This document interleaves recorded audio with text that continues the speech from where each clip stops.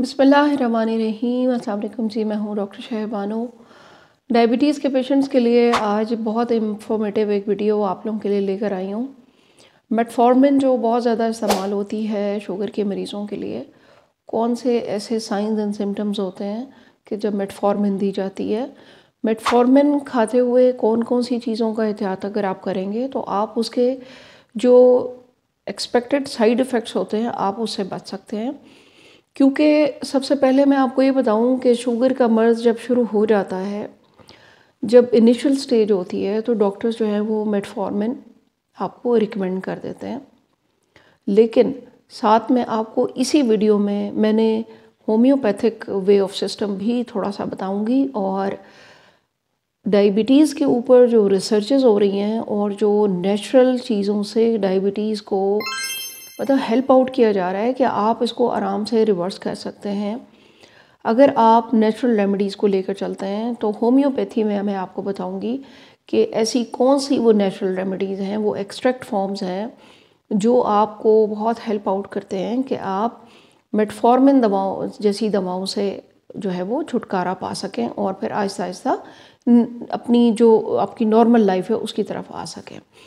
असल में मेटफॉर्मिन बिल्कुल स्टार्ट में दी जाती है जब आपके साइंस एंड सिम्टम्स स्टार्ट होते हैं, जब प्री डायबिटीज़ होती है या आप अभी शुरू के डायबिटीज़ का उसमें एंटर हुए होते हैं, यानी खाने के बाद आपकी 150-160 होती है 2 घंटे बाद, तो आपको मेटफॉर्मिन डॉक्टर लिख देते हैं। अब मेटफॉर्मिन एक ऐसी दवा है कि जो किन अलामात की बेस पे डॉक्टर आपको लिख के देते हैं। नंबर 1 ये कि थकावट बहुत ज़्यादा होना मरीज़ को, नंबर 2 ये कि भूख ज़्यादा लगती है, नंबर 3 ये प्यास ज़्यादा लगती है, नंबर 4 मुंह खुश्क होता है, रात को प्यास ज़्यादा लगती है और पसीना भी आता है। ये ख़ास अलामात हैं। और एक इसकी सबसे बड़ी अलामत ये होती है कि जी रात को आप जो है वो यूरिन के लिए बार बार उठते हैं। इस सूरत हाल को देखते हुए डॉक्टर्स आपको मेटफॉर्मिन लिख देते हैं। अब मेटफॉर्मिन जो है वो टैबलेट फॉर्म में भी आती है, सस्पेंशन और लिक्विड फॉर्म्स में भी आती हैं। अच्छा, मेटफॉर्मिन गोलियों की शक्ल में 500 मिलीग्राम, 1000 मिलीग्राम, इसी तरह 850 मिलीग्राम, 850 और फिर एक्सटेंडेड रिलीज़। आपने देखा होगा कि गोलियों के ऊपर जो XR लिखा हुआ होता है, किसी के ऊपर ER भी लिखा होता है। इसका मतलब ये होता है कि ये वो गोली होती है जो दिन में एक बार लेनी होती है और डॉक्टर ज़्यादातर आपको वो रात को खाने के लिए कहते हैं, इसलिए कि एक्सटेंडेड रिलीज़ आहिस्ता आहिस्ता आपके ब्लड में दवा की एक ख़ास मकदार को रिलीज़ करता है और फिर आपका जो ब्लड शुगर स्पाइक होना होता है वो नहीं होता और वो उसको डाउन करता है। अच्छा, मेटफॉर्मिन करती क्या है? मेटफॉर्मिन ये करती है कि सबसे पहले तो आपका वज़न बढ़ने नहीं देती है, नंबर 2 आपको भूख कम लगने देती है, नंबर 3 आपके मैदे में जो एम्पटिंग का प्रोसेस है, यानी फूड आपने खा ली, मैदे के अंदर खुराक को ज़्यादा देर तक रखेगी ताकि आपका एकदम से ग्लूकोज स्पाइक ना हो, इतनी देर में कि एंजाइम्स हार्मोन्स अपनी पोजीशन लें और वो आपका आहिस्ता आहिस्ता ब्लड ग्लूकोज बढ़े। और सबसे बड़ी बात ये कि इंसुलिन सेंसिटिविटी जो रेजिस्टेंस आपकी बॉडी में बन जाती है, यानी ये कि जब आप खुराक खाते हैं और वो खुराक टूटने फूटने के बाद स्टार्ची फूड ख़ास तौर पर लॉन्ग चेन्स जब टूटती हैं तो जब ग्लूकोज रिलीज़ होती है, वो ग्लूकोज जब आपके सेल्स को जाकर उनका दरवाज़ा नॉक करती है कि भाई आप खोलें, इसको यूटिलाइज़ करें आप। अब वो सेल्स आपके जो हैं वो हुए हुए हैं sensitive to insulin. This is called insulin sensitivity. क्यों सेंसिटिव हुए हुए होते हैं? इसलिए हुए हुए होते हैं कि जब किसी चीज़ का पेट भर जाएगा, जब सेल्स को आपने एनर्जी दिन में बार बार दे दी और बार बार इंसुलिन बनती रही, सेल्स ने अपने डोर्स क्लोज कर लिए, वो फिर इंसुलिन को अंदर दाखिल नहीं होने देते। इंसुलिन जाएगी, अपना काम करेगी, सेल्स ग्लूकोज उसको लेंगे सेल्स और फिर उसको यूटिलाइज़ करेंगे और फिर ब्लड में ग्लूकोज ऑटोमेटिकली कम आएगी। जिन लोगों को सेंसिटिविटी हो जाए, रेजिस्टेंस हो जाए सेल्स इंसुलिन के, तो फिर वो ग्लूकोज ब्लड में घूमती रहेगी, आपके टेस्ट में हाई आएगी, फिर वो 2 घंटे बाद कराएंगे तब भी आएगी, 3 घंटे बाद कराएंगे तब भी आएगी। 2 घंटे से ज़्यादा अगर ब्लड में ग्लूकोज घूमती रहे तो फिर वो आपके गुर्दों के लिए, आपके हार्ट के लिए, आपके ब्रेन के लिए, आपके जोड़ों के लिए नुकसानदेह होती है। वो जिसको हम कहते हैं कि जी इन्फ्लेमेशन हो रही है और ये सारी प्रॉब्लम्स हो रही है, आपकी आँखों के लिए नुकसानदेह होती है। अब मेटफॉर्मिन आपको डॉक्टर ने दे दी और इसके कुछ साइड इफ़ेक्ट्स भी होते हैं जो बहुत से लोगों में नज़र भी आते हैं और कुछ लोगों को साल हर साल मेटफॉर्मिन इस्तेमाल करते रहें साइड इफ़ेक्ट नज़र नहीं आते। अच्छा, इनके साइड इफ़ेक्ट्स में मेटफॉर्मिन के जो एक सबसे बड़ा साइड इफ़ेक्ट है वो ये सबसे बड़ा कि भूख कम लगती है पेशेंट को, मैदा अपसेट रहने लग जाता है, ब्लोटिंग होती है, गैसेस बनती हैं, डाइजेशन बहुत स्लो हो जाएगी। ठीक है, वो इसीलिए कि आपने देखा कि वज़न कम बढ़ता है ऐसे लोगों का। मेटफॉर्मिन का ये काम है कि वो वज़न, हालांकि जो शुगर की दूसरी अद्वियात हैं वो वज़न बढ़ाती हैं बहुत से पेशेंट्स का। मेटफॉर्मिन स्टार्ट में आपको अकेली दी जाती है और फिर आहिस्ता आहिस्ता इसके साथ और कम्बिनेशन बना देते हैं जैसे ही आपकी ब्लड शुगर कंट्रोल से बाहर होने लगती है। सवाल, अब 2 सवाल पैदा होते हैं। एक सवाल ये है कि जब आपको स्टार्ट में डॉक्टर ने मेटफॉर्मिन दे दी, आपने 6 महीने खाई, 4 महीने खाई, तो फिर आपकी शुगर तो नॉर्मल होनी चाहिए थी ना। आपने डेफिनेटली डाइट कंट्रोल भी की होगी, तो वो नहीं हुई। मेटफॉर्मिन ने उल्टा आपके मैदे को भी थोड़ा बहुत ख़राब किया, आपके मसाने को भी थोड़ा बहुत जाके इफ़ेक्ट किया, क्योंकि यूरिनरी ट्रैक्ट इन्फेक्शन हो जाते हैं, यूटीआई जिसको हम कहते हैं। शुगर के मरीज़ों को रात को यूरिन ज़्यादा आना और फिर आहिस्ता आहिस्ता इन्फेक्शन होने लग जाता है। आपके पूरा जो निज़ाम में आपका जो इखराज है जिसको हम यूरिनरी ट्रैक्ट इन्फेक्शन कहते हैं। अब एक तो ये सवाल पैदा हो गया कि आपने दवा ली भी लेकिन आपको उसका फ़ायदा इतना नहीं हुआ, बल्कि आहिस्ता आहिस्ता चलने के बाद आपको डॉक्टर ने इसके अंदर और दवाएं मिला दी जो कि आपके लिए मज़ीद आगे जाकर मसाइल पैदा करेंगी, क्योंकि दवाओं के तो अपने साइड इफ़ेक्ट होते हैं। वो शुगर का मर्ज़ तो ख़त्म नहीं हो रहा, शुगर तो उसी तरह मौजूद है।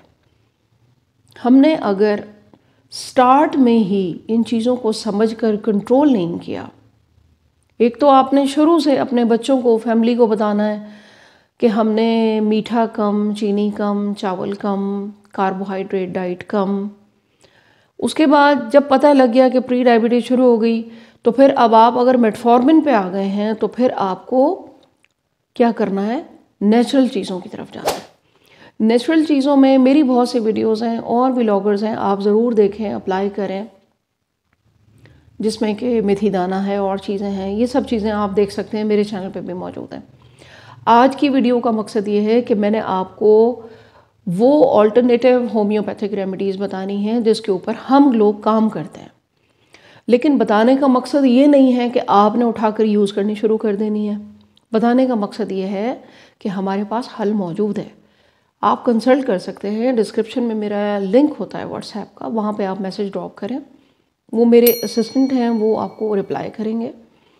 अच्छा, दूसरे ये कि हम जब ये समझ जाएं कि अब इंटरनेशनली भी रिसर्च हो रही है कि नेचुरल चीज़ों के ऊपर काम शुरू हो चुका है, बेरबरीन के ऊपर काम हो रहा है कि बेरबरीन एक ऐसा प्लांट है, एक ऐसा फ्रूट है, यूँ समझें आप, बहुत से पौधों में बेरबरीन मौजूद है। ये एक केमिकल, आप यूँ समझ लें कि केमिकल कंपाउंड है बेरबरीन। ठीक है, हल्दी के भी बाज़ दरख्त ऐसे हैं जिनके अंदर, पौधे जिनके अंदर ही बेरबरीन होता है, लेकिन बहुत कम क्वांटिटी में होगा। और जब तक आप उसको एक्सट्रैक्ट फॉर्म में इस्तेमाल नहीं करेंगे, ऐसे वो पत्ते, जड़ें और वो चीज़ आपको फ़ायदा नहीं देगी। होम्योपैथी में बहुत सी ऐसी रेमेडीज़ हैं जो मेटफॉर्मिन का मुकाबला करती हैं। ठीक है, आज की वीडियो बनाने का मेरा मकसद ये है कि हम इस नॉलेज को शेयर करें। अल्लाह ताला ने कोई भी चीज़ जो है वो बेमकसद नहीं बनाई है। मर्ज़ बाद में आता है, इलाज उसका परवरदिगार ने पहले हमारे लिए उसके जो निशानियां हमारे सामने रखी हुई होती हैं। ये हमारा कसूर है कि हम उसको नहीं समझते, नहीं देखते। स्टार्ट में ही आपको डॉक्टर ने मेटफॉर्मिन दे दी, आप उसी वक्त उसको कंट्रोल करें डाइट से, वॉक से और इस तरह की नेचुरल रेमेडीज़ के साथ। अब होम्योपैथिक में तो डिफरेंट मतलब ये कि रेमेडीज़ हैं। अगर आपको मैं वीडियोस में रेमेडीज़ बताने बैठूं तो वो उस तरह से इलाज नहीं होगा जब तक आपकी पूरी अलामात हमारे पास ना हो।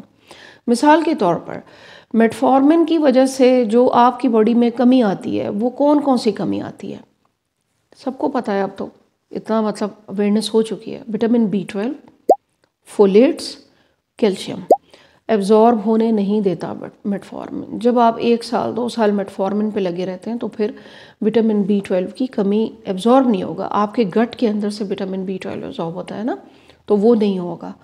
अब क्या होगा कि नर्व्स वीक होना शुरू हो जाएंगी। जैसे ही आपकी नर्व्स वीक होंगी, असाब कमज़ोर होंगे, हाथों का सोन होना, टिंगलिंग होना, नमनेस होना, हाथ बेजान हो जाते हैं ऐसे मरीज़ों के, थकावट बहुत ज़्यादा होना, उसके लिए हम एक रेमेडी यूज़ करते हैं, कोनियम एसिड फॉस यूज़ करते हैं थकावट में और उसमें, लेकिन अलामात के साथ। ऐसे नहीं कि मैं आपको यहाँ रेमेडी बता दूँ और आप साल हर साल उसको इस्तेमाल करते रहें।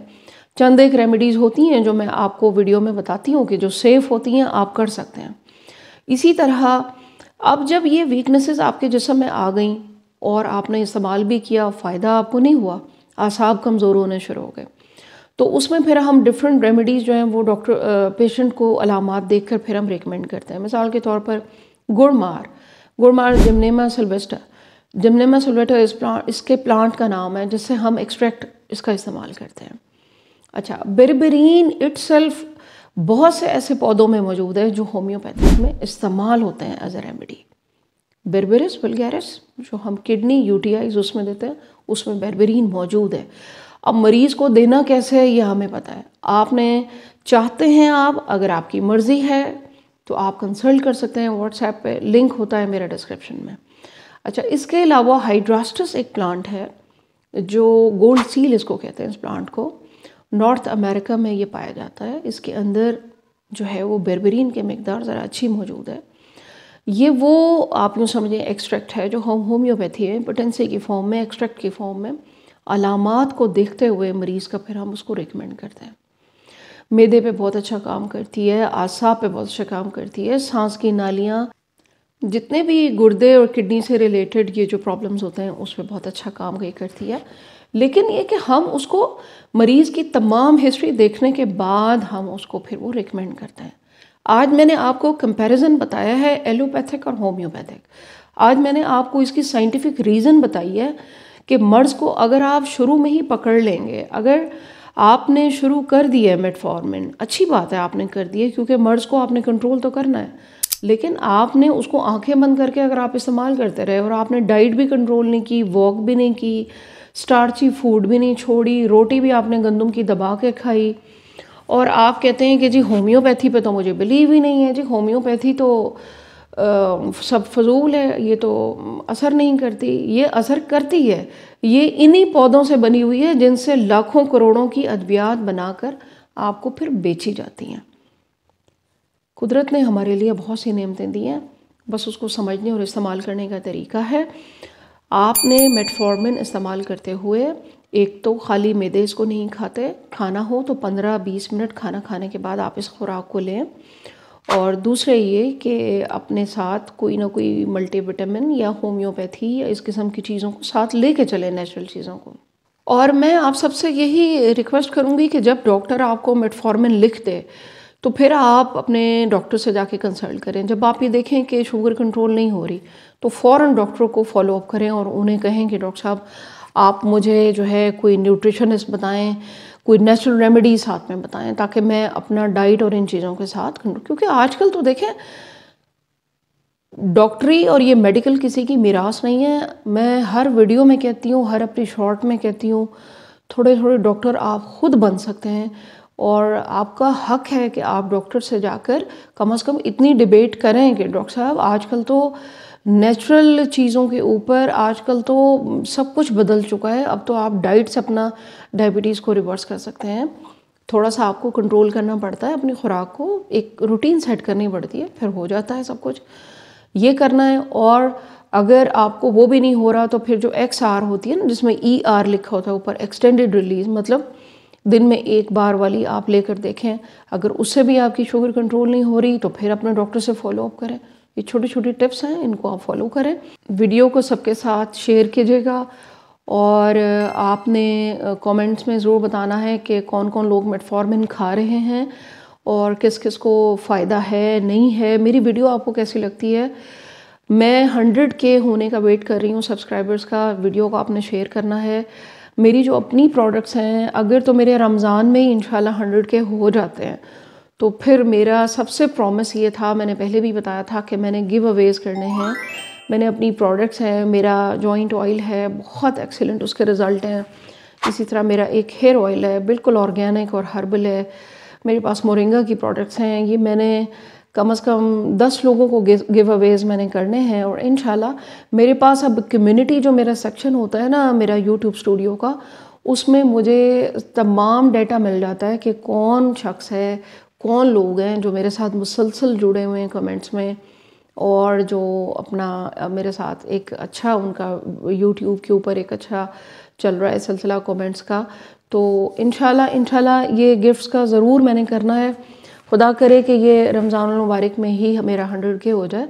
तो आपने सबके साथ शेयर करना है, दुआ में याद रखना है। Thank you very much. अल्लाह हाफ़िज़।